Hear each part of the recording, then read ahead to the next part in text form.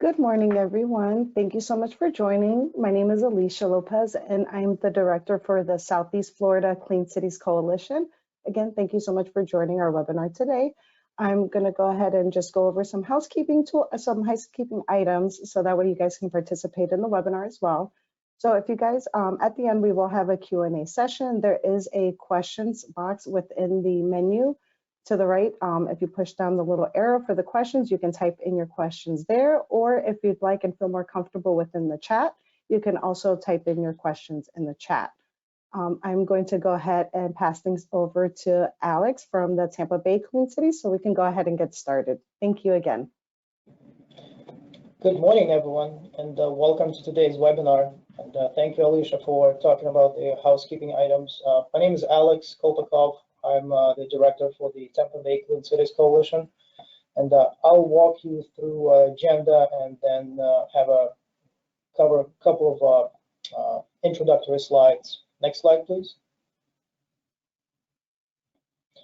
So here's the today's agenda. Our speakers will provide a high-level introduction of RNG, then discuss the need for low-carbon fuel in the pipeline, talk about the potential for RNG production for small and medium-sized landfills, discuss environmental benefits and permitting challenges of RNG, touch upon some benefits of powering fleets with CNG and RNG, and then have a Q&A session at the end. So overall, we'll try to cover different aspects of RNG, from production to distribution to user perspective. Here are our today's speakers. We have Karina Sheridan from WAGA Energy, we have Amber Williams from TECO Peoples Gas, Daniel Cooper from SCS Engineering, and Dave Clevenger from City Furniture. But before, I wanted to give you a general overview of the Clean Cities programs. I'm not sure if you're familiar with the program. So the Clean Cities program is the program by the U.S. Department of Energy with the primary goal of reducing petroleum use in transportation.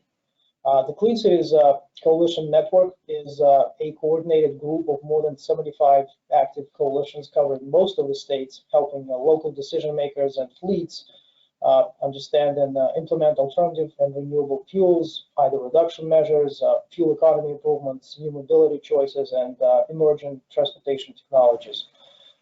Clean Cities coalitions foster the economic, environmental, and energy security of the United States by working locally to advance affordable domestic transportation fuels, energy-efficient mobility systems, and other fuel-saving technologies.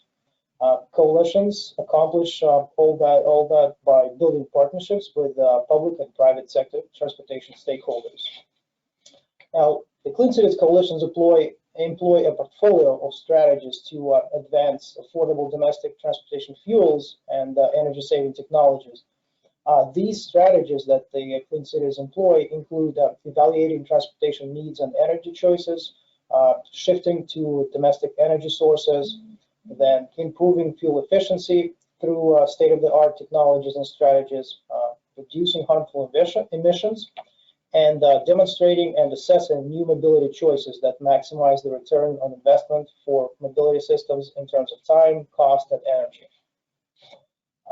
Each coalition is led by an on-the-ground Clean Cities director, like myself, who tailors projects and activities to capitalize on the unique opportunities in their region. Directors serve as both educators and problem solvers for their stakeholders, and coalitions are locally based with access to national resources. We have access to analytical tools and resources provided by DOE as well as national labs. There are currently 4 coalitions located in Florida, including North Florida Clean Cities, Central Florida Clean Cities, Tampa Bay Clean Cities Coalition, and Southeast Florida Clean Cities. Next slide. And now I'll do like a brief overview of renewable natural gas. First of all, what is RNG? It's often referred to as biomethane, biogas, sustainable natural gas. So RNG is a biogas at quality similar to traditional natural gas, and can be injected directly into the existing gas pipeline infrastructure. So this is key here, that RNG does not require a separate infrastructure. It can use the existing CNG pipeline. RNG can be produced from a methane captured from landfills or from feedstock like animal waste. It can be used as a transportation fuel in two forms, either as compressed natural gas or liquefied natural gas. So what are some of the benefits of RNG? One of the main benefits of RNG is that it is available today. It also helps transition an existing pollutant into a usable energy source. Because of that, RNG is truly environmentally friendly because it helps to recapture methane, and methane is 80% more potent than CO2 as a greenhouse gas. So when you use biomethane for energy, you reduce greenhouse gas emissions and displace fossil fuels. That's why in many environmental models, RNG is often viewed as having negative carbon footprint because it removes and recaptures the existing carbon that is being released in the atmosphere. Next slide. RNG provides attractive resources to decarbonize many sectors of the economy. This energy is not used by this energy is currently used by many sectors beyond just the residential use. So urban mobility is currently growing with RNG, and more and more city buses and school buses are provided by compressed natural gas, which can be substituted with RNG. Then freight transportation sector also is driving demand with states like California, Oregon, and Washington that are setting zero emission goals and creating incentives to develop RNG projects. The ocean freight industry is also accelerating the demand with recent announcements for shipping giants supporting LNG powered ships. Remember, we mentioned that RNG can come in the form of liquefied natural gas as well, and that demand from marine industry also facilitates the development of that market. And finally, RNG is also a great opportunity to decarbonize sectors of the manufacturing industry with companies such as Lowe's and Home Depot pushing for reductions in carbon footprint of the items on their shelves. And with that, I'll introduce our first speaker. The first speaker is going to be Amber Williams from TECO Peoples Gas. Amber? Yes, thank you, Alex. So good morning, everyone. I just first want to thank everyone for joining us today, and also thank Tampa Bay Clean Cities and WAGA for allowing TECO Peoples Gas to share our slides today. Now, my name is Amber Williams. I am the Manager of Business Development at TECO Peoples Gas. I started my career about 15 years ago, a little over 15 years ago, in the utility industry in upstate New York at Avangrid. And now I've been with TECO Peoples Gas for a little over 3 months now. So it's been a short time, but it's been very exciting. But today, if we want to go to the next slide, today we're going to go ahead and go through the introduction of Peoples Gas and the RNG team, and then go ahead and go over the benefits of RNG and how it's marketed. Now, then we're going to go ahead and see how PGS plays a role in the RNG market and also our future plans. Next slide. So to just an overview of our company, Peoples Gas is the largest LDC in Florida and has been around for more than 125 years. We have about 450,000 customers and continually invest in system expansion, safe pipeline infrastructure, and focus on reducing emissions to provide cleaner energy. So as shown here, we have about 90% of our customers on the residential side and 10 being commercial. However, the revenue is showing 40% by residential and 60% by commercial. So we at PGIS diversify our state's fuel mix for greater reliability and affordability. Peoples Gas has reduced emissions intensity along with scope 1 and 2 emissions significantly since 2005. Now, next slide. Now this here is our small but mighty group in RNG at PGS. I'd like to just introduce here, we have Travis Payne, our Director of Alternative Fuels, and Michael Kilpatrick, which is our Manager of Senior Manager of Alternative Fuels. And both Travis and Michael are based Travis is based out of Raleigh, North Carolina, and Michael is based out of Charlotte, North Carolina, which both have come from Duke Energy. And, both of them have significant relationships that they've brought over from Duke Energy. And then I am the Manager of Business Development, and I'm based here in Tampa and act as the local contact for our department. And next slide. So, as Alex just demonstrated a great, representation of what RNG is, I'm just going to go ahead and a little deeper into, how RNG is marketed. And, once the RNG is conditioned and brought up to the high standard gas spec and then placed into the pipeline, it results into two commodities. One being the brown gas, which is priced exactly like the same as traditional gas and has a monetary value at its place of delivery. And then there's the environmental attribute. And the environmental attributes are claims, credits, benefits, emission reduction, offsets, and allowances that avoid emissions of pollutants to the air, soil, or water. So these reporting rights can be marketed separately, and then the end users then purchase them to meet their own compliance or ESG goals. Next slide. So, of course, with commodities come different market factors and risks to be aware of, which are always changing. The current renewable fuel standard requires, large companies to purchase fuel that has a minimum volume of renewable fuel incorporated in it, as well as everyone's aware that especially within the past couple of years, that oil and gas prices fluctuate significantly, and based on supply and demand, this in turn makes the spot market swing, which we've seen the spot market double in 2022. So these supply and demand issues spark new state level incentive programs, making the price of RNG increase. So currently there is a large incentive to sell into the California's LCFS, which is low carbon fuel standard, with a lot of talk from Oregon and Washington state to follow suit in the coming months, right after, follow what California is doing. These markets are changing, and it's necessary for, our business to stay on top of this consistently. And, for our business to grow, we have to make sure that we're always looking out for what's coming next. Next slide.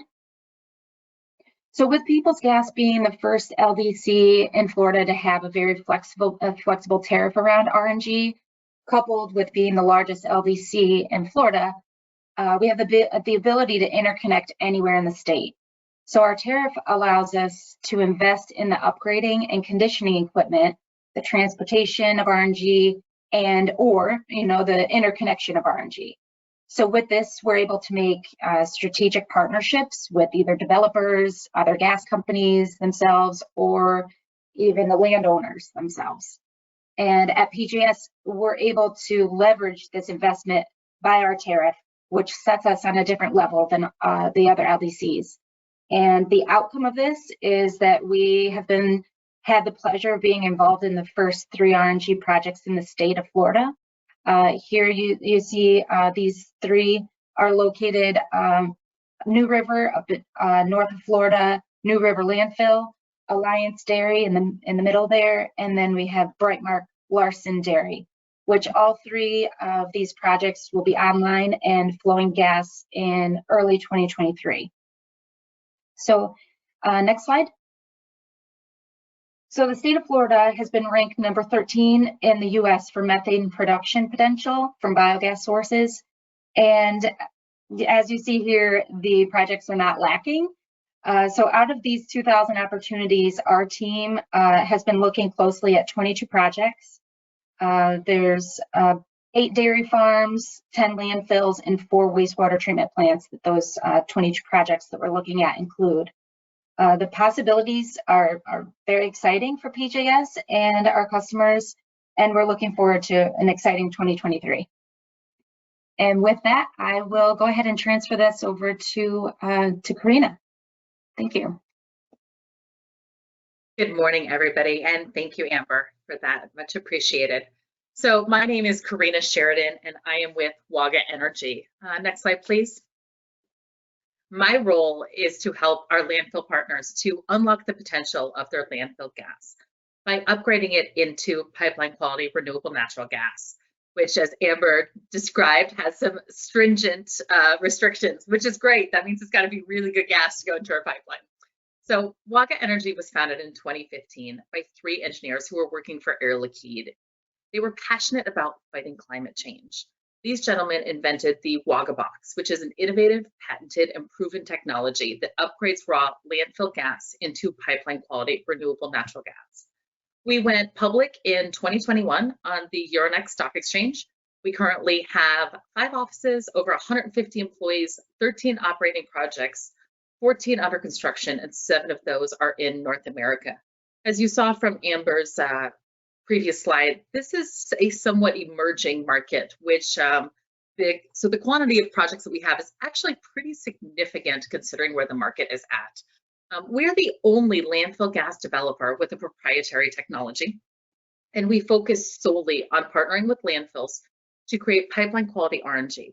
We do this through a collaborative approach, which returns most of the value of the landfill gas back to the landfill owner. Next slide, please. As you can see, our approach is standardized. Our approach is also modular. Every landfill is different, but every WAGA box is the same. This empowers us to have a deep understanding of our facility's operational, maintenance, and support needs.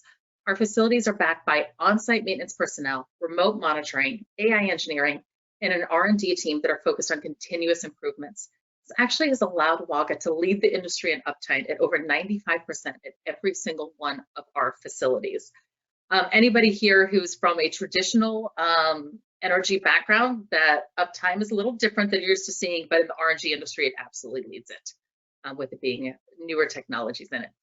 We recognize that landfills are ever changing, growing, and eventually closing. Our solution can be implemented on a closed landfill, adding 10 to 15 years of revenue generation for the community in which that landfill occupies. We, of course, can also operate on active landfills, which is where most of our current sites operate. Next slide, please.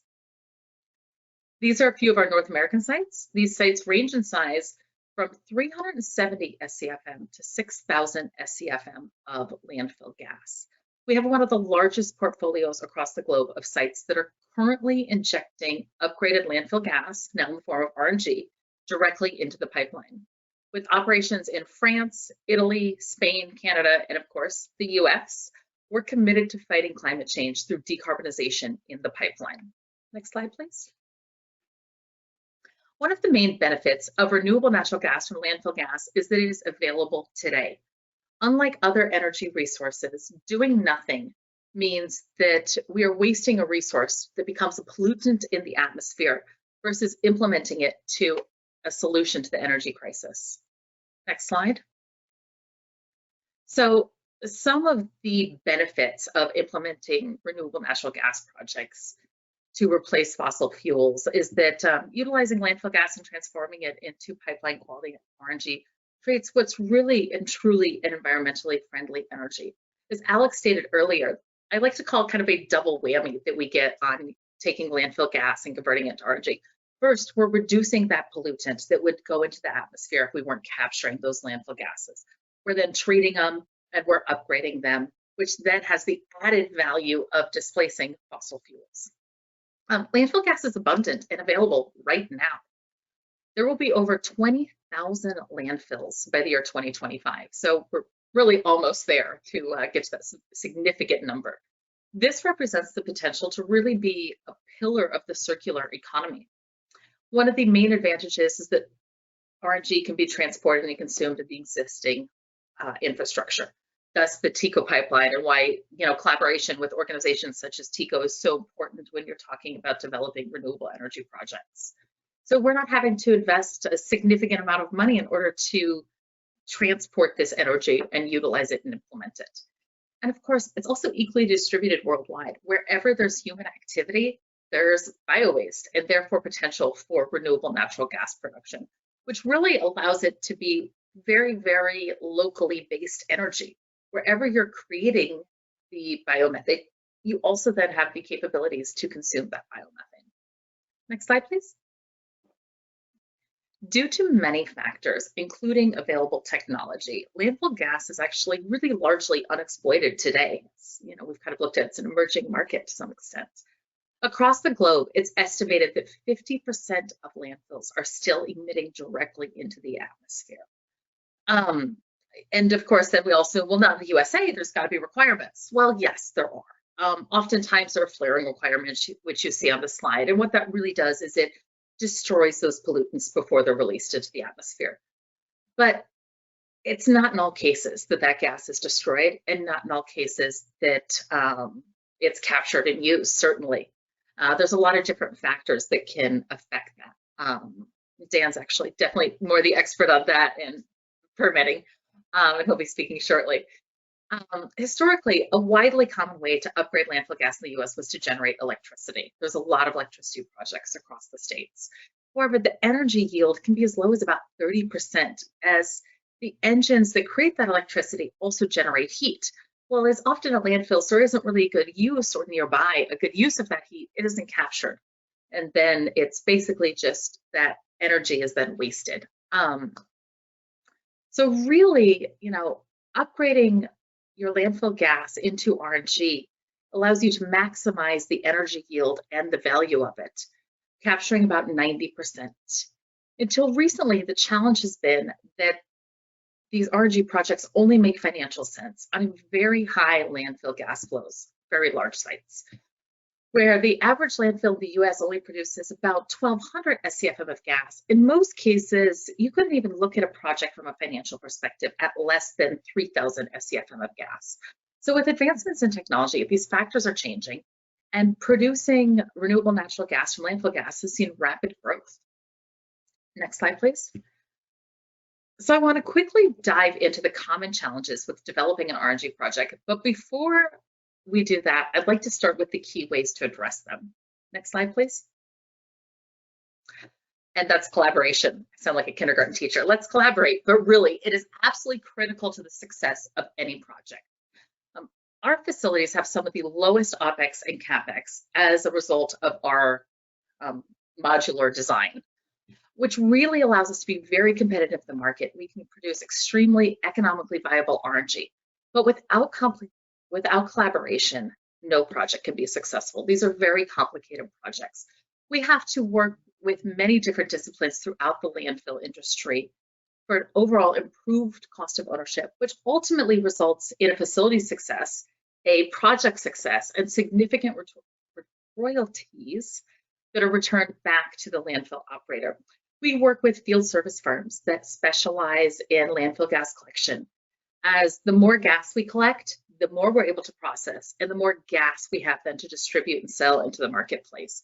We work with engineering and permitting firms, which are absolutely crucial in ensuring that our compliance goals for our facility meets the needs of the landfill and their permits, their environmental requirements, as well as their long-term environmental goals. We work with wellfield maintenance and operations personnel. These are usually on-site people at the landfill who help to ensure that we are optimizing the existing gas collection assets. Stakeholder engagement is actually one of my favorite things in any project, and I think is super critical. When you look at what these projects are, they really are community projects. The landfill is a community asset that's critical to things like community health. So when you look at this, it's important that neighbors, elected officials, and the local utilities are all really key collaborators in this. And it's important that they're excited about it and passionate about it because there's so much potential in these projects. And of course, pollution abatement is embedded in our mission. We are here to fight climate change. It's literally, our mission is to fight climate change, which makes it a great place to work. Pretty passionate and fun. So we're actually able to reduce the odors that are caused by pollution in our standard approach. Well, when we're able to reduce these odors by collecting these gases, it really allows our facilities to not just be good for the economy and the environment, but also good for the neighbors. It's definitely one of the things I think landfill operators really like about our technology of these projects is they literally get less complaints from neighbors because we're able to capture more of that gas. So of course, key to all of this is the technology and how it upgrades the gas. So on the next slide, please, I'd like to go into the challenges of landfill gas upgrading because, not everything's perfect. So, what are the challenges? To begin with, I've got to start by explaining that there's a common misconception in landfill gas upgrading. Landfill gas isn't magically transformed into RNG or, there isn't any secret process. What it really is a process of purification. Landfill gas is made up of 4 main gases: nitrogen, oxygen, carbon dioxide, and methane.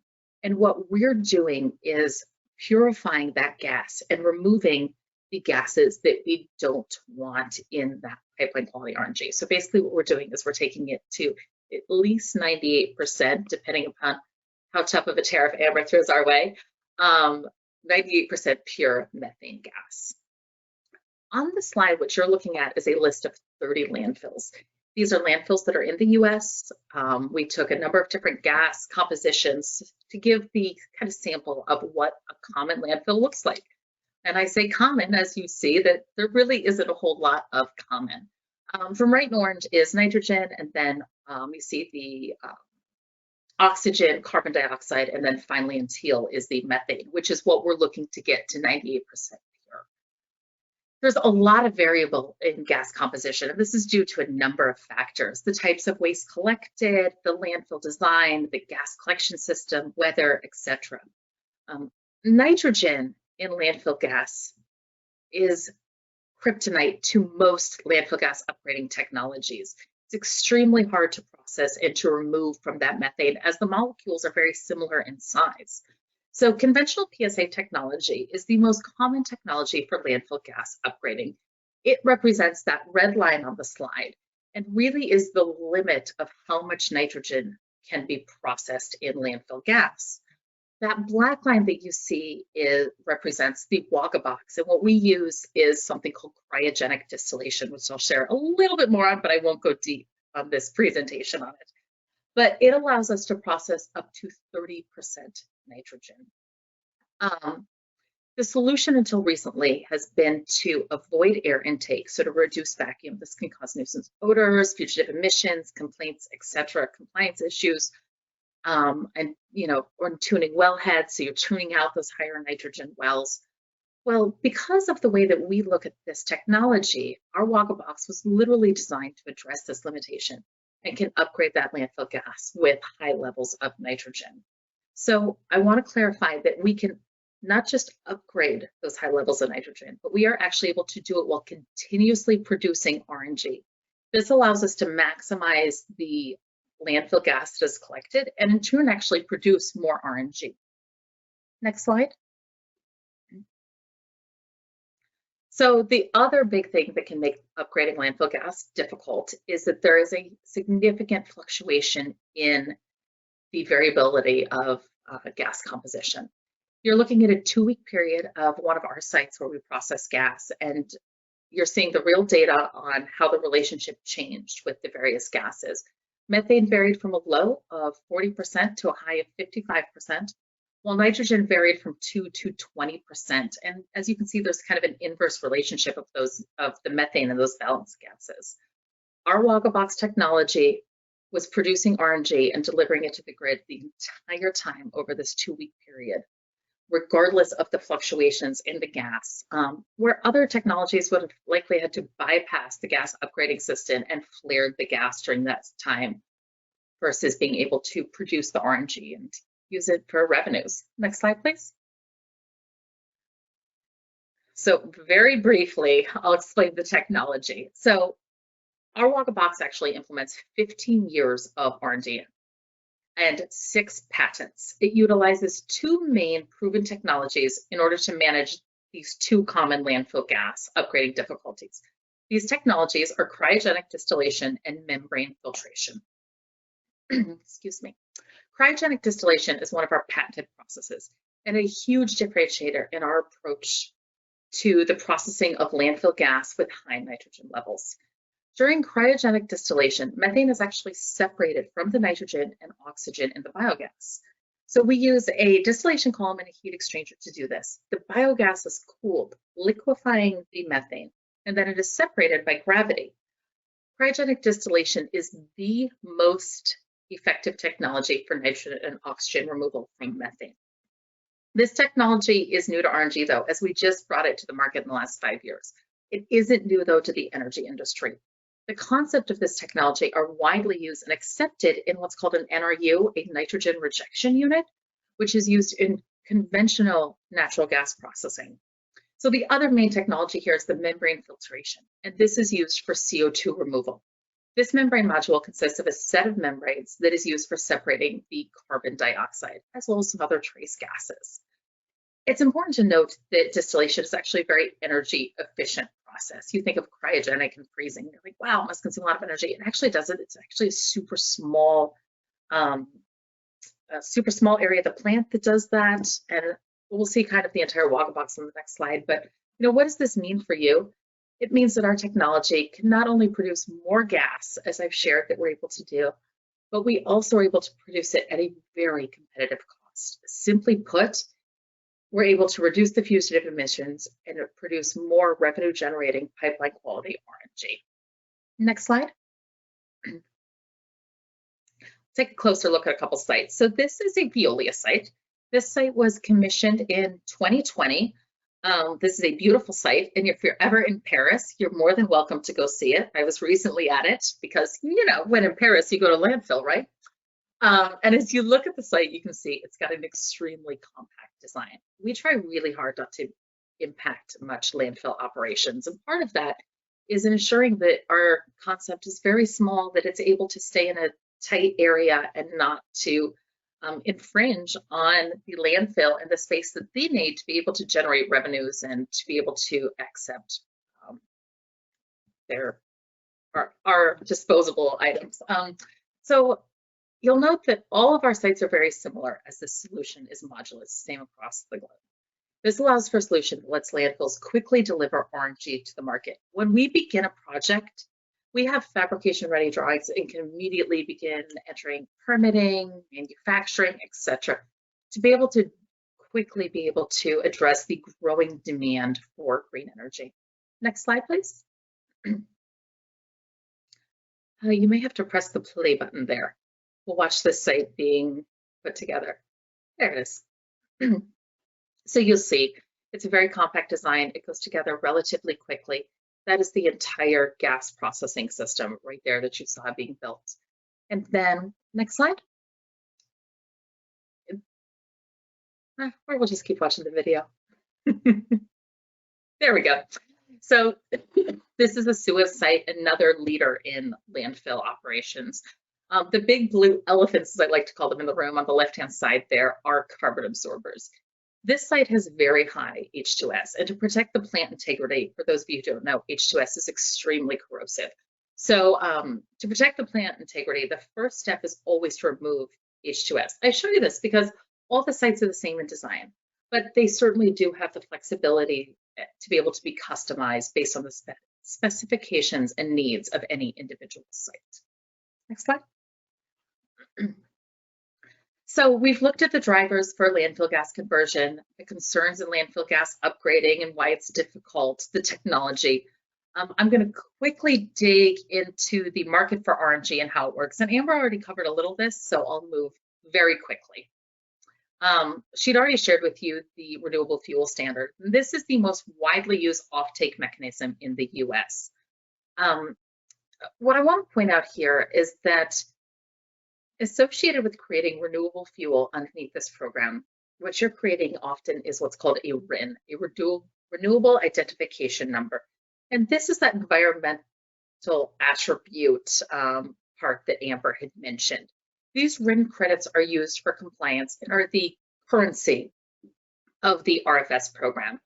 For a typical RNG project, we use a combination of marketing that brown gas, as Amber had shared, which is the end product, as well as that environmental attribute. So what we'll do is we'll take the project and we'll say, okay, we're going to sell a portion of the gas as brown gas on a long-term, 5, 10, 15, 20 year, and we kind of collaborate with the landfill on how aggressive they want to be in the market and, you know, what the needs of the individual region are. And we will then do a fixed contract to guarantee the life of the project. What this allows us to do is say, we know this project is going to be viable. We've got it. So the costs are covered for the operation of this facility for 20 years. This makes it a long-term viable project. It gives the landfill and us, quite frankly, peace of mind because there's a lot of investment that goes into these facilities. We then take another portion of that gas and that we sell into the fixed market, and that's leveraging that environmental attribute. And with that, we're able to take advantage of the RIN market, which is these fluctuations in the environmental attribute pricing, but they can be extremely significant financially and add a tremendous amount of value to a project. You know, our approach is really to leverage our capital because these are our facilities, which I'll kind of get into here in just a sec. And our operational cost savings while returning the highest amount of revenues back to the landfill. So it's a win-win for us and the community. Very quickly on the next slide, we'll walk through, the next 2 slides, we'll walk through the life cycle of a RIN. So basically we've got our feedstock, which is biosolids, food waste, or manure. It then goes into a conversion technology. The technology can either be a landfill, in the case of what we're discussing today, or an anaerobic digester.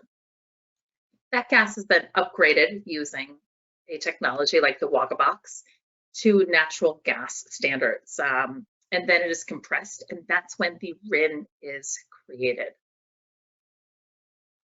On that next slide, you'll see it goes to the transportation company or the gas company. The third party then validates the RIN sale. That RIN is then retired. So the project has gotten paid for the financial attribute. The obligated party, which is who wanted that environmental attribute, which would be a refiner or a gas producer, will have that green attribute that they need then, and the RIN is retired, and thus the process starts over. Next slide. So I've shared a brief intro on how these projects work, and I'm sure you can see that landfill gas projects are complex. They require expertise throughout the life cycle of the project. Because we own our technology and we develop our projects in-house, we're uniquely positioned to develop successful partnerships that really benefit all of the stakeholders, the landfill, the community, off-takers, the interconnecting pipeline. We build, own, operate, and maintain these projects over a long-term contract, 10 to 30 years. So we really are a partner throughout the entire life of the project in collaboration with the communities in which these landfills are. And the project revenues that are incurred then through the marketing of the RNG are then shared with whomever it is that owns the rights to that landfill gas, in many cases, the community landfill. So there's a lot of benefits to RNG for a landfill. And, you know, as my last point, I just want to urge you, not if you've got access to landfill gas or interest in a project like this, don't waste that valuable asset. You know, I'd love to be able to help you market that asset, create revenue for the community, reduce pollution, and contribute to the circular economy. With that said, thank you for letting me be here today. I love talking about landfill gas. I mean, who doesn't want to talk about landfills? RNG, protecting the environment. If you're interested in an RNG project, if you would want to learn more about the impact of landfill gas, if you want to have me as a speaker, my family would love that. Then I'll talk to other people instead of them. It's a win-win. My contact information is on this slide, and I think we're going to have a Q&A session at the end, so I look forward to speaking with you all again then. With that, I'm going to turn it over to Dan Cooper with SCS. Thank you, Dan. Hi. So yeah, I'm Dan Cooper with SCS Engineers. I've been doing environmental, Title V, air compliance and permitting for landfills for about 17 years with SCS. I currently run the solid waste division for the Southeast region, including Florida.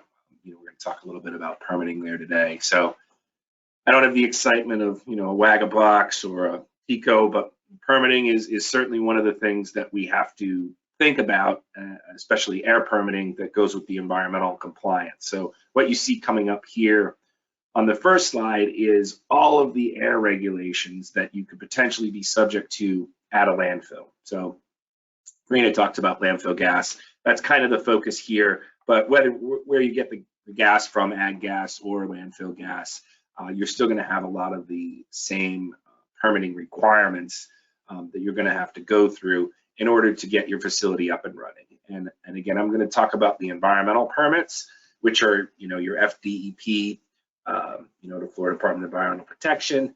And then if you have a local, building permit or, other things which you're also going to have to get, or your contractor is going to have to get when you develop a project. But you can't start that process until you get your environmental permit. So next slide. So when you're going through any permitting effort, right, whether it's, on a landfill or at a biogas facility or at a, agricultural facility, you have to decide, do I need a permit? So in order to decide what permit you need, the short answer is yes. Most facilities will need a permit. And that is because of these emissions. So, we heard Alex and Karina talk about the emissions of methane into the atmosphere. So from a landfill, all of that is governed by the Clean Air Act. And those regulations say that, once you get, I think someone mentioned, 90% of the landfills don't have gas collection, but that's because they're small. Once you get to a certain threshold of size at a landfill and you're essentially just emitting into the atmosphere this raw methane, there are rules that say, okay, you have to measure that methane, and once you get to a threshold that's 50 megagrams per year of methane into the atmosphere, then you've got to put in a collection system. So all that being said, you've got a collection system, you're getting your gas for your RNG facility from a landfill. Well, that still doesn't mean we have to have, the most strict permit. So there are 3 types of permits that would apply here in Florida to these type of facilities. Your general air permit, most of that's for specific industries. You're probably not going to get that. That's the easiest to follow, and it has the lowest emissions thresholds. And then there's a synthetic minor source. So this is a realistic permit that you would potentially need at your facility. So you can remit up to 100 tons of a regulated pollutant. And those regulated pollutants are, you'll see them on the next, on some of the other slides, but carbon monoxide, NOx, SOx, particulate matter, VOCs, volatile organics, or up to 10 tons of a HAP. And a HAP is a hazardous air pollutant. That's your toluenes, your more chemical pollutants. They're not really common in landfill gas, and I imagine the gas, even the biogas, is not going to have a lot of those hazardous air pollutants. So you can 10 tons of any one pollutant or 25 tons of all HAPs combined. So this is a realistic permit for one of these facilities.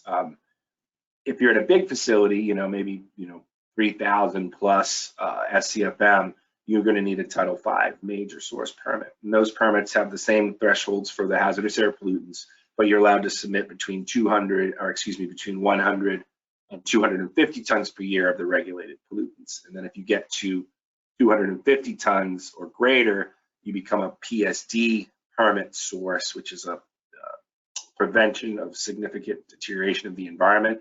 And you have to do like a regional air model that says, what you're going to be putting into the atmosphere. And these sources are like power plants and really big emitters.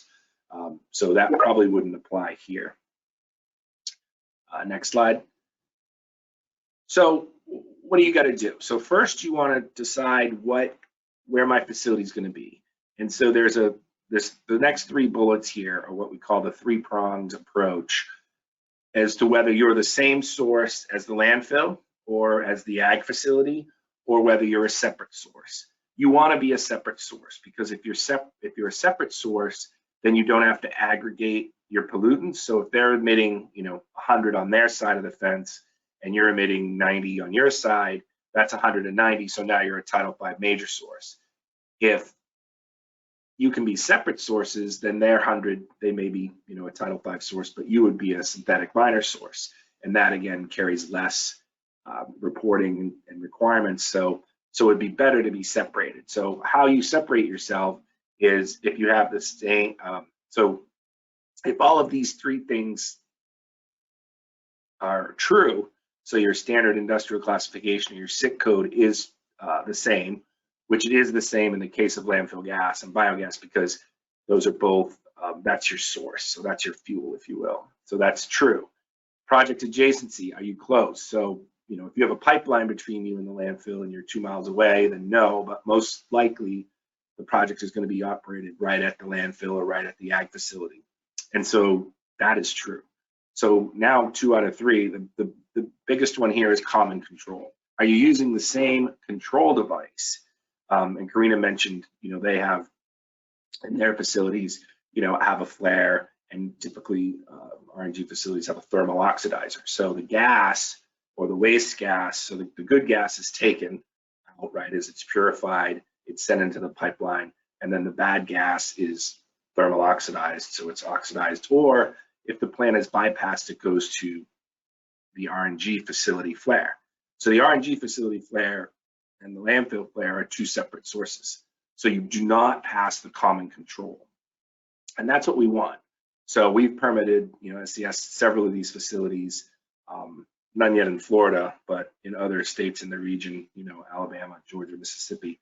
And we've been able to get source separation based on this common control because they have separate control devices or flares, if you will.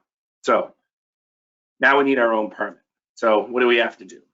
Well, that involves an air permit application, which is a standard form. It's electronic nowadays on Florida, you know, FDEP.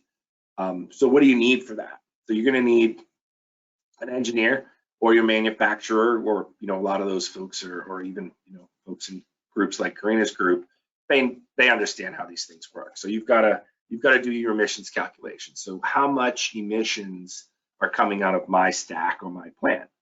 The good thing about RNG, which others have talked about and we'll talk about on my last slide, is you're capturing the pollutant, right, if you will.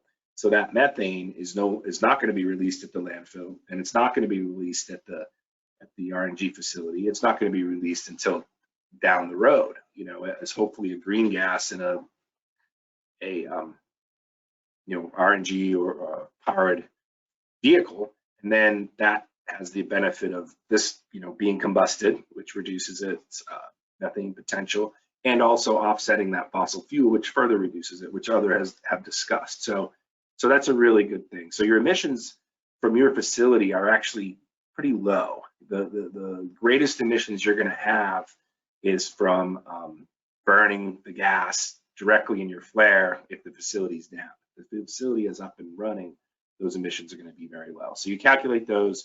You have a process flow diagram that shows, you know, where all the gas is going, and, you know, in a closed system, ideally, you know, it goes into the box being the plant, it comes out, and nothing really gets emitted from the box, but there are small emissions.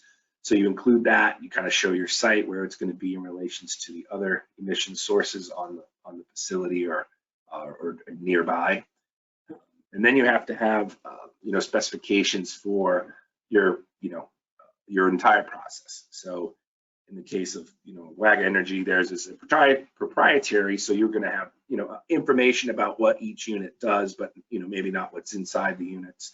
But that's all that FDEP will be concerned with. Is it processing the gas? Is it compressing the gas? Again, are there any emissions coming out of each element in the process? And then you have to have an operations and maintenance plan. So you have to know how you're going to operate it. You have to assure them that it's going to be operated in such a way that those emissions don't reach the atmosphere, that are unintended emissions, and those type of things. And there'll be a testing phase. So next slide.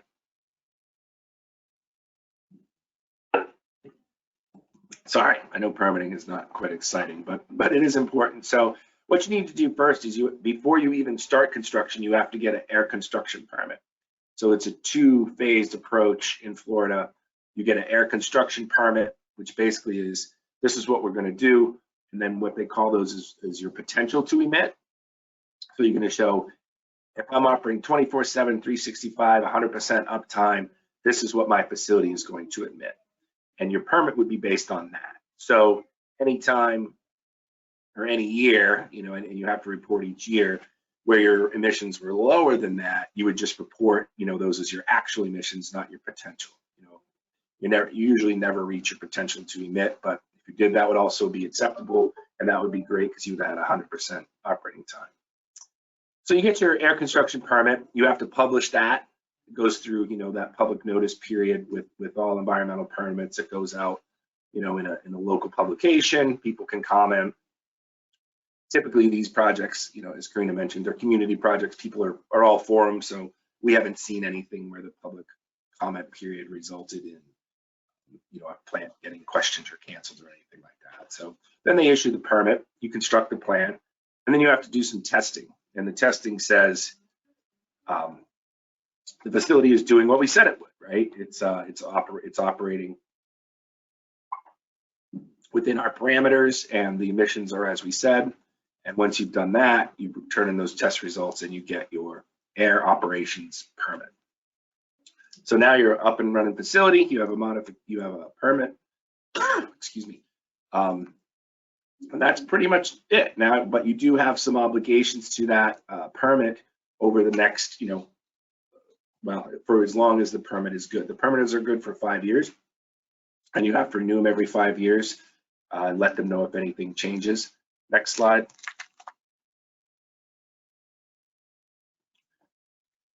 So during that 5-year period, you must keep your records.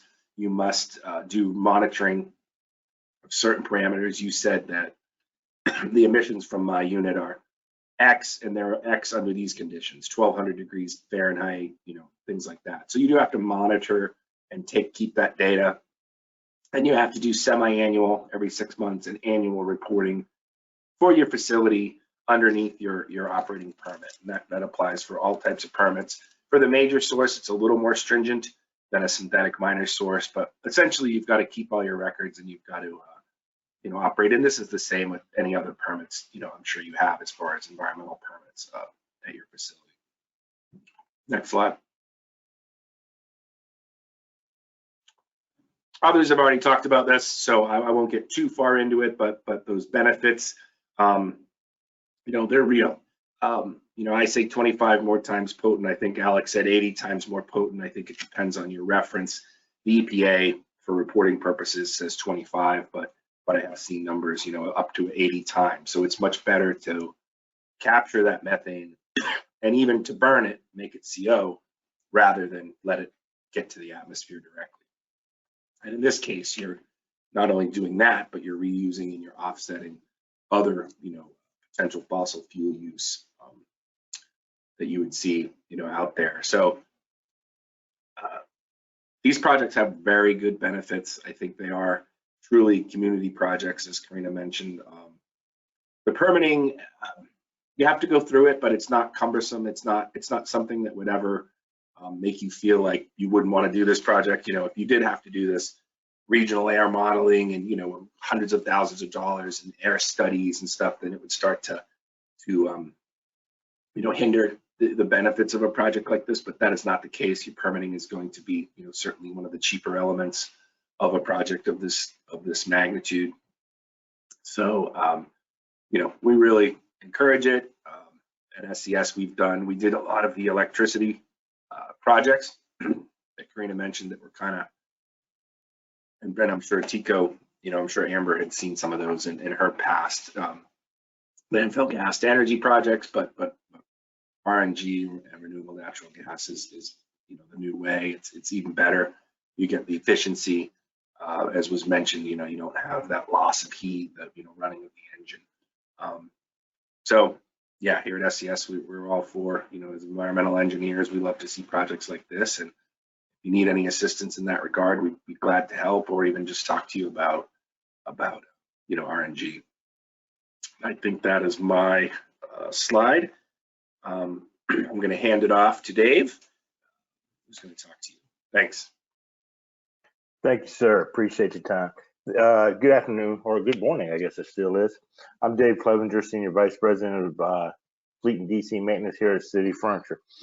I'm going to run through a little bit. We've heard today about what RNG is, how it's produced, and how we get it there, how to permit it, and I'll bring it in as the end user. We started our journey with CNG approximately 12 years ago. We now have 3 locations that have CNG stations with the 50 fill posts, 100 and 2 lines on each, able to fill 100 trucks at a time, and on our fleet. We use CNG primary fuel. All our delivery trucks are CNG. All our Class 8s are CNG, and we've reaped the benefits of CNG, now RNG. A couple of years ago, we worked with Opal Fuels, and we signed a contract to go with RNG, and right now, about 60% of our total GGE we use per year in the last 12 months is RNG. Comes out to about 439,000 gallon GGE of fuel we're using that could have been just burned off on a landfill, but we're using it and happy to do it. One of our biggest issues when turning to RNG was, hey, what is this going to do with our maintenance? What is it going to do with the maintenance of our stations? What is this going to do with the maintenance of our trucks? How is it going to affect? 0.0. There is no change at all from us using pure CNG and now alternative with RNG. In fact, we love it a lot. You can see, I'll just run through these slides real quick. As the end user, as average monthly usage is approximately 80,000 GGE. Average monthly usage of gasoline, 29,000. I'm proud to say we are now adding to our fleet and worked with Peterbilt to get the Cummins Near Zero 6.7 engine into our fleet. We're phasing out the biofuel, going into 100% CNG, and should have that turnover within the next year and a half. Our average miles are about about 400,000 a month. Not we're missing a zero there. Average cost, I would love to say it was still about 120 to 124, but as with everything else, the price of CNG also has gone up along with fuels, but we're still under that $2 a GGE compared to the $5 plus that we'd be paying for diesel if we were still there. Current fuel savings about 62%, a little off on that one. Next slide. We started our journey back in 2011, getting away from diesel and converting our entire fleet within 2 years, which is a major headache for me, but accomplishes for our company. We started with our first plant, our first CNG station in Tamarack, Florida. Put that in, it was $1.2 million. We've seen an ROI on that in less than 3 years between fuel savings,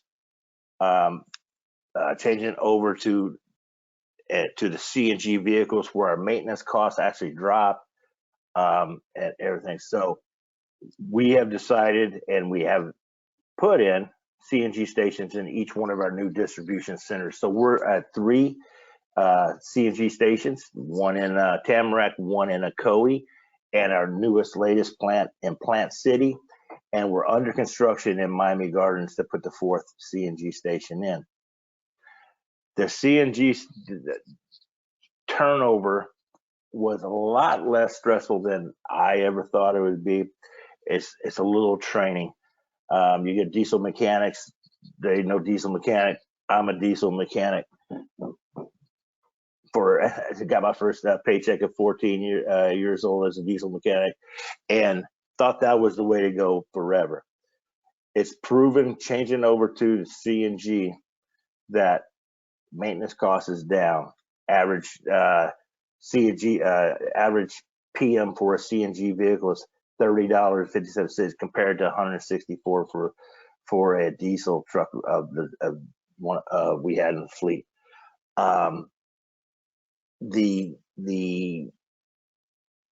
The trucks burn cleaner. They run more proficient. We get 7.2 miles per gallon out of using CNG compared to the 5 point whatever for diesel.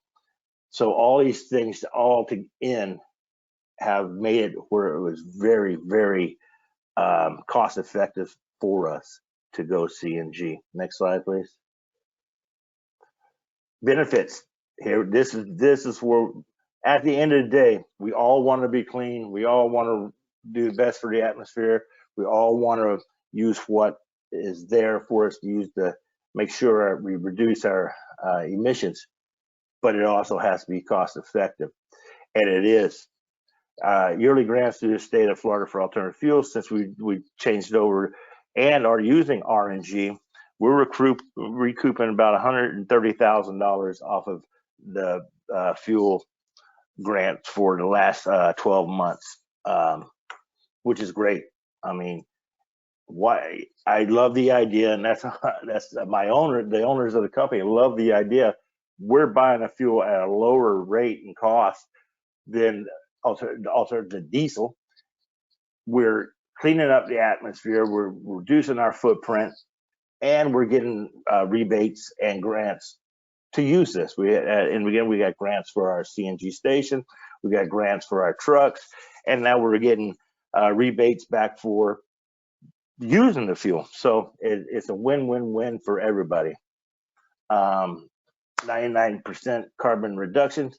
I can't tell you also the reduction of the mechanics absolutely love working on these vehicles. They can be under a truck and they're not worried about sucking in the diesel exhaust and everything. You're just clean air coming out of these exhausts, and they're absolutely in love with working on these vehicles. And at the end of the day, that last statement, cleaner and clean environment, that's what we're all working for. That's what City Furniture is working for. We want to be able to do the best we can for our customers, getting that product out to them, making them happy, but we want to do it in the cleanest way possible, and that is by using RNG. We're very proud of what we've accomplished. We're very proud to be a part of the Clean Cities Coalition, and we're only looking forward to new technologies to reduce our footprint in the future. And that's a quick me in a nutshell.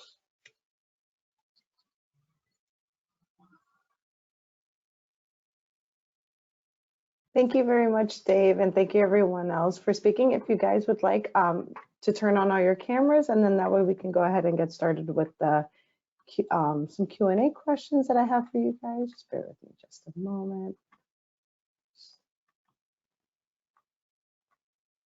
Okay, and then the first question I'm actually going to ask for is to Karina. Karina, are there any landfill gas to RNG projects currently in Florida? And could you give us a little like background on, I guess, like what areas you're seeing, I guess, maybe the most work being done in Florida as well? Oh, you're muted, Karina. Sorry about that. It's okay. So there are 67, if my numbers are correct, operating landfill gas to RNG plants in the United States. I believe that there's one currently online in Florida. There is not a ton. So, but that being said, as far as activity, everywhere. Last week was WasteCon. Total blast for those of you who haven't been. It's a great show, but it's one of the big solid waste shows every year. And I had conversations with people from, Alaska, as far away as Alaska. There's a site in Hawaii. Really would love to do some work there. I mean, I just feel like I need to go, right? There's, that's being looked at. There's a lot of sites in Florida. That, including, I think, probably a few people on this call that are looking at the conversion to RNG and looking at putting one of these beneficial use projects in. But, we have offices in 6 different countries, I think we're at, something like that, with plants throughout. There's a lot of activity around the globe because the demand for, addressing climate change is here. And it's a great way to do it that's benefits everybody economically, environmentally. So there's certainly a big drive right now. Definitely. Thank you. My next question will be for Amber. What are some projections for RNG supply / like availability in Florida over the next 5 to 10 years? Oh, you're muted, Amber. It's okay.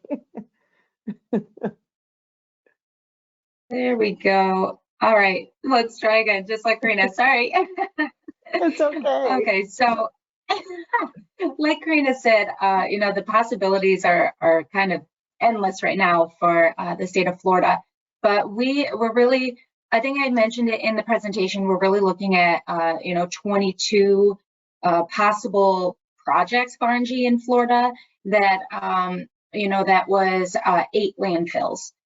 So there's of course more, but those are the ones that really jumped out at us that looked possible to, interconnect them easily to the existing pipelines. And, then once we get into it, bigger portfolio means easier, easier interconnections, and better technologies will come as they roll out. So, everything is very exciting in Florida right now. And then Amber, I just had a follow-up. Do you see a lot of, I would just say, more interest as far as like renewable natural gas within the last year? I know us as Clean Cities folks, we've been talking about it for a long time now, and compressed natural gas, but I was just curious, as you coming from the private sector, have you seen even more of an uptick for RNG, especially within the state of Florida? Yes, absolutely. We have. I know that I've only been at PJS for 3 months, but even the 3 months that I've been here, there has even been more, more interest in it in this time. And, Travis Payne, he's the director, he's on the call now, and I don't know if he can chime in on this. He's been with the company about 1.5 years or so, and, the amount of interest has quadrupled. Especially, it's very important for the knowledge to be, just like this call that we're having now, to inform people and customers and everybody in the field and in the company itself. It's very important, and that's where we're seeing a lot of growth. I was going to say, Travis, if you wanted to provide any other feedback, you're unmuted now. If you wanted to say anything in regards to follow up on Amber's comments. No, I think Amber did a great job.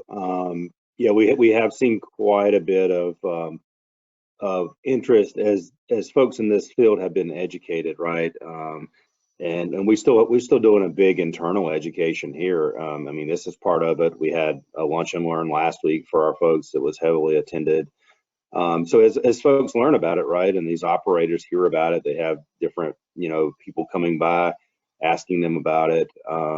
As the price of diesel has gone up, right, and you start hearing more about CNG, it just naturally makes folks want to come over. And honestly, the driving factor behind all of it is ESG, right?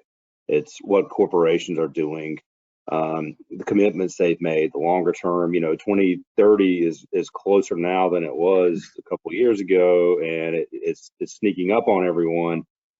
So I really think like one federal or one state policy change, I mean, just a little tweak could make it, and it might be on the water side of things too. It might not be landfill, it could be water, and one little language tweak and things could be gangbusters, honestly.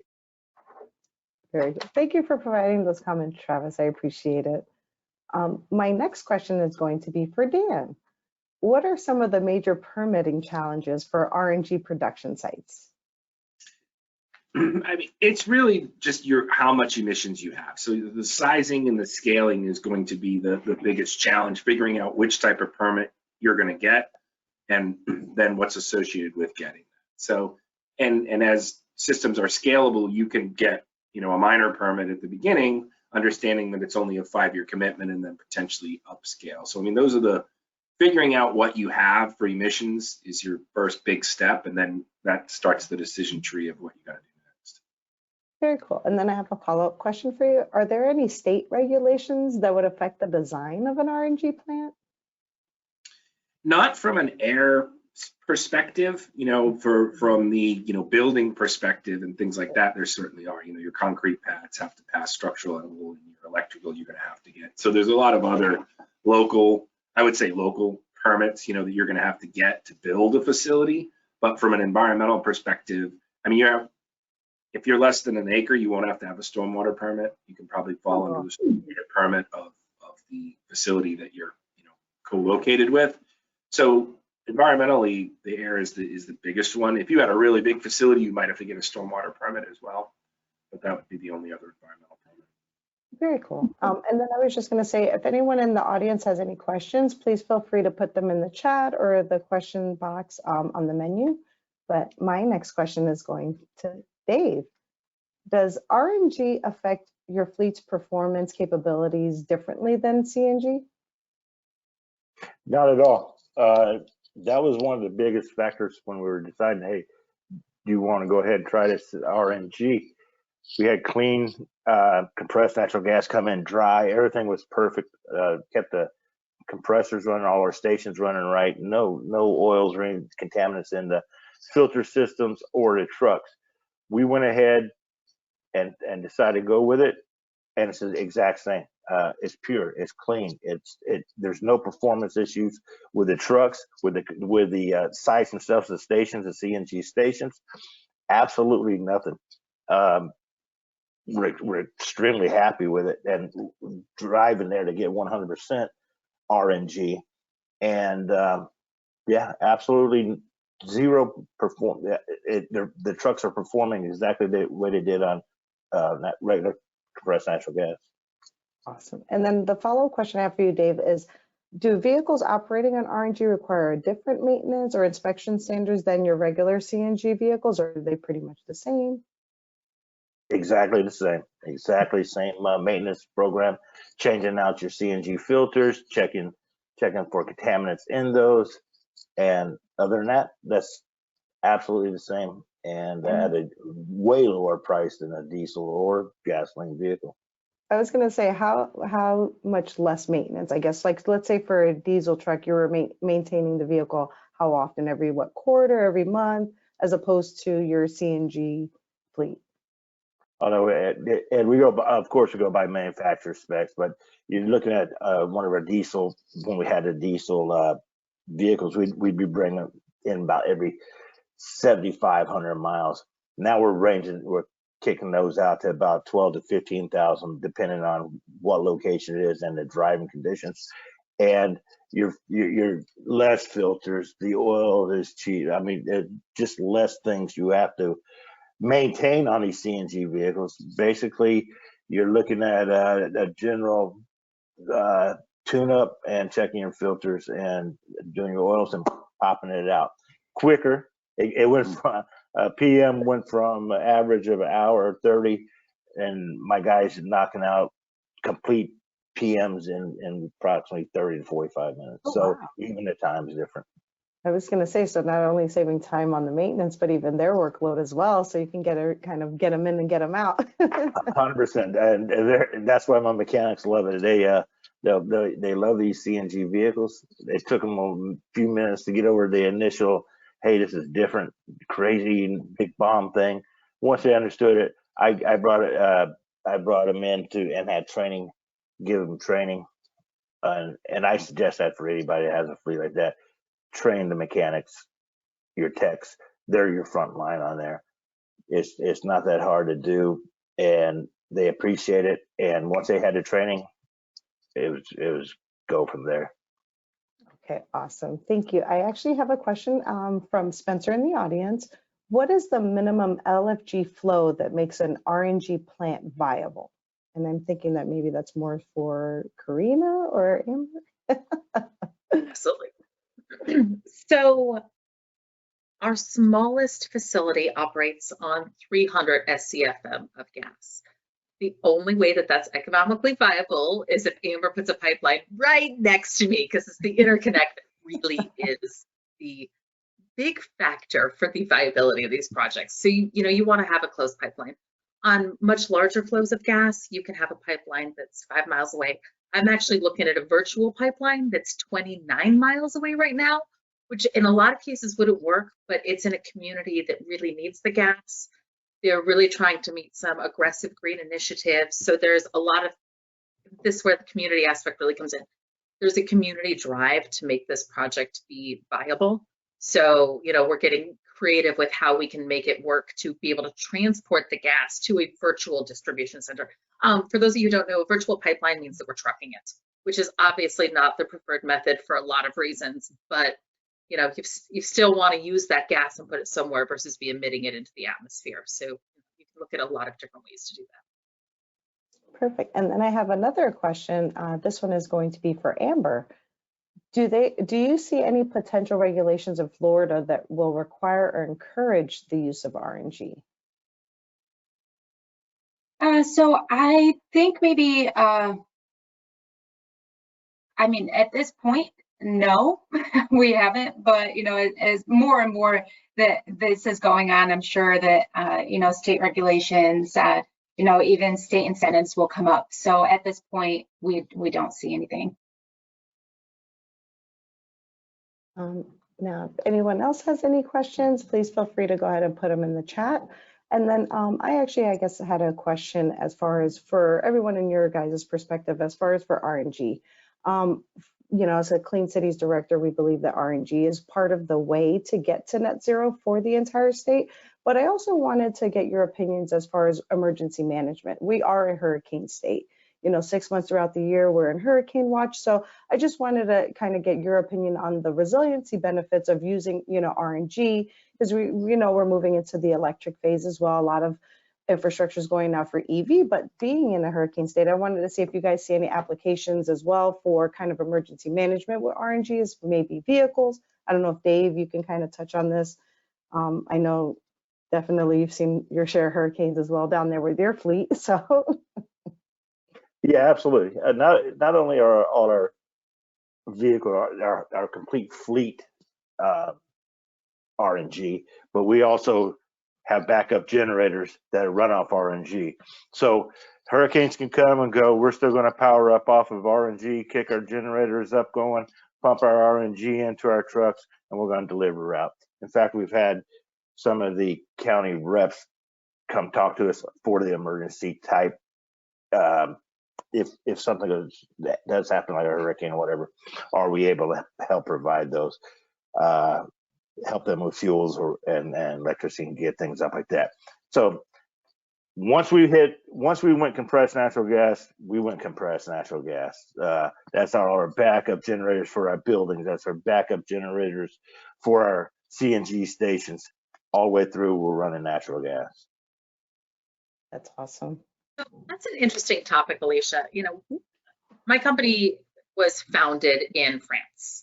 So a lot of the individuals within the organization are there. And with the war in Ukraine, there's been a ton of discussions about resiliency and, how important energy infrastructure is and as you guys probably know, gas prices have skyrocketed in Europe.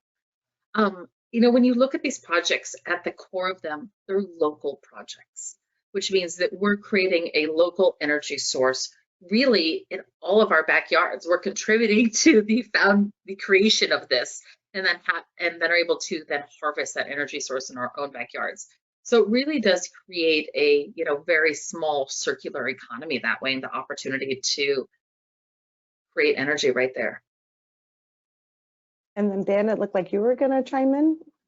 Yeah, kind of like Dave said, we have seen, or it has, I don't think it was implemented, but it was contemplated where backup generators, there was diesel and compressed natural gas that we were going to fuel with just landfill gas, almost like a landfill gas to energy project. They were going to use that. They were going to use that generator to power the facility, and then it would also be a backup generator. So it had dual purpose, because a lot of these backup generators, these 20-cylinder diesels, I've seen wastewater treatment plants with 5 of them that sit there idle. So if you could find a way to use that as your main power source, like with renewable natural gas, and then also have it as a backup, because the infrastructure for the pipeline is different than the electrical grid, and so sometimes one is working when the other is not. So having both options is good. And then Also with your giant diesel generators, that fuel sits in that tank, for months and months and months, and you kick it on to start it, to run it, to put a load on it. But then you have the problem of going there and cleaning that fuel, filtering that fuel out as it sits. Natural gas is there; it's ready to be used right on the spot. So that's why we changed our generators to natural gas. Awesome. And then I have another question from William for Karina, I believe. How is waste from cryogenic distillation, membrane, and activated carbon stages of biogas upgrading to RNG? Is the waste a major cost item obstacle to RNG developments? I hope that I'm understanding this question correctly. So I assume they are referring to the waste that is left from after we've upgraded the methane and purified that methane. So what we're using is a number of actually treatment options, and Dan mentioned them. We use a thermal oxidizer, which abates, destroys the additional gases, so the CO2, the nitrogen, the trace gases, and carbon dioxide. So that's what we're using to destroy those gases before they're emitted. But we also have a number of other technologies that are part of the plant. I mean, there's the two main processes, but then to get out all of the trace, there's going to be things like oils that are in gas and liquids and things like that. So we use pressure swing absorption and pressure temperature swing absorption and a few different types of like carbon absorber type systems, things like that. So there's quite a bit to it, but the waste treatment isn't really the thing that can kill a project. You know, it's a standard in every single one of our modules. They all have the same equipment to be able to abate to a very high percentage. We use a thermal oxidizer that's usually above the permit that Dan writes for abatement. So the percentage of which there has to be destruction efficiency.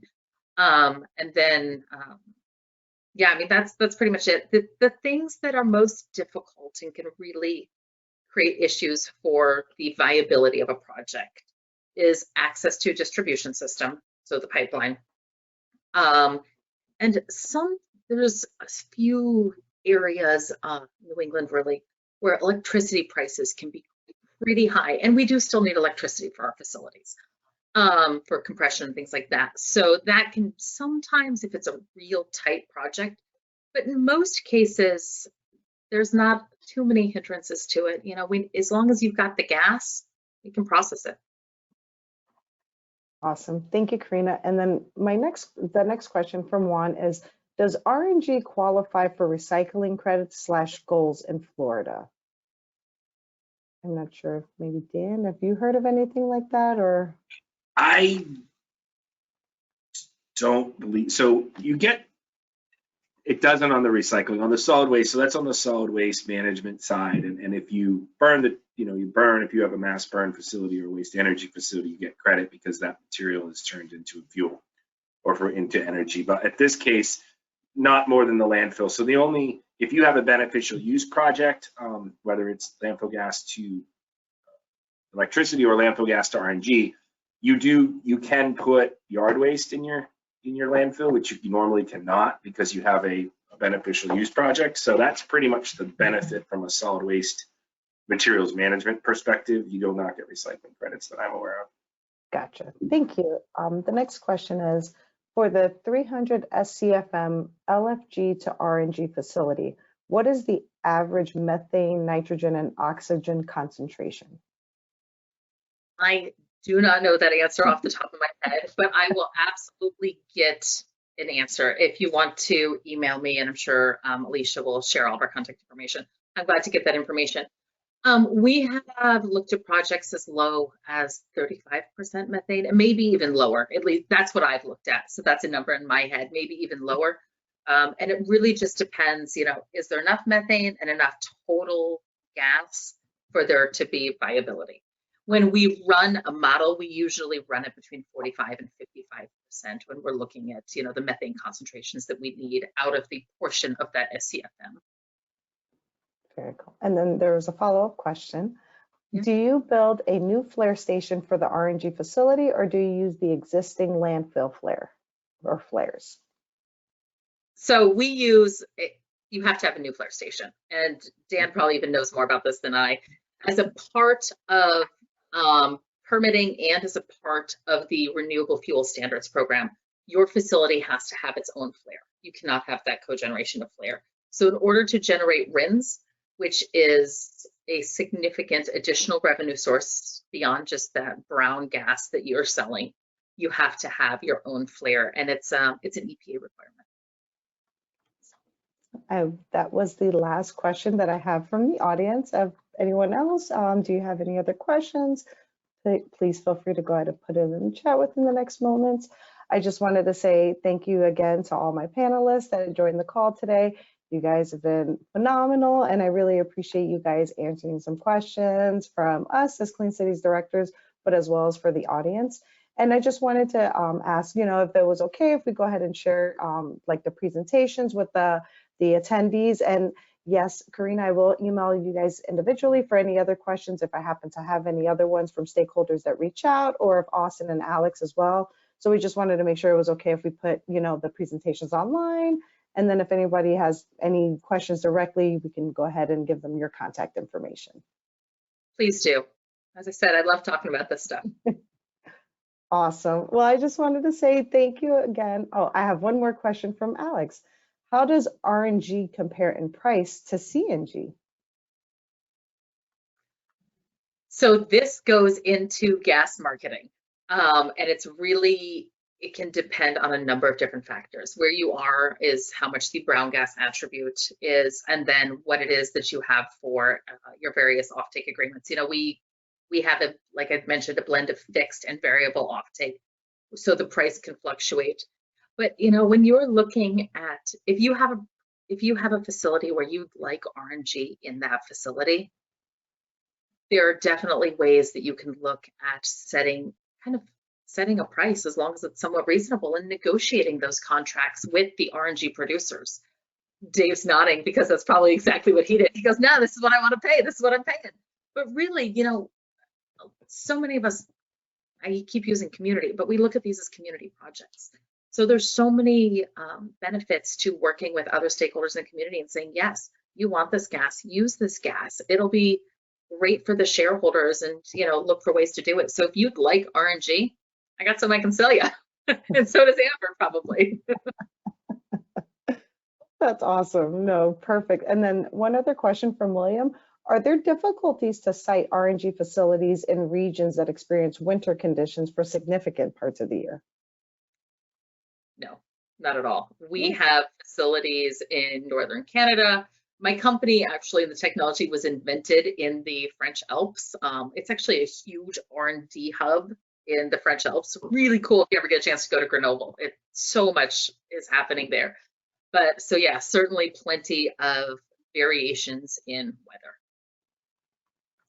And then one last question from the audience before we go ahead and adjourn. What are the main factors that can contribute to lowering the price of RNG in the near future?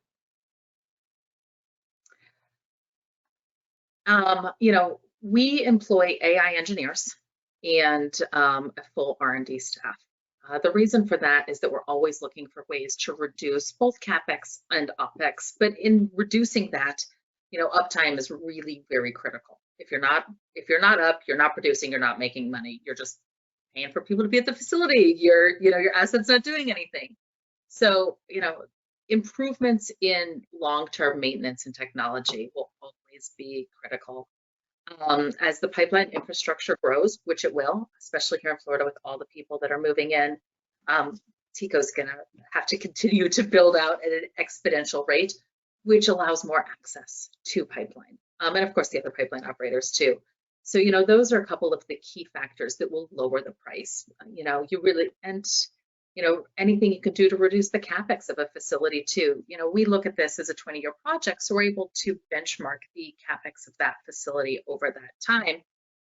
But as we all know, there's been some significant inflation over the last year and a half. I mean, especially, those high quality metals that you need to withstand 20 years of this nice, hot, humid environment that we're lucky to call home.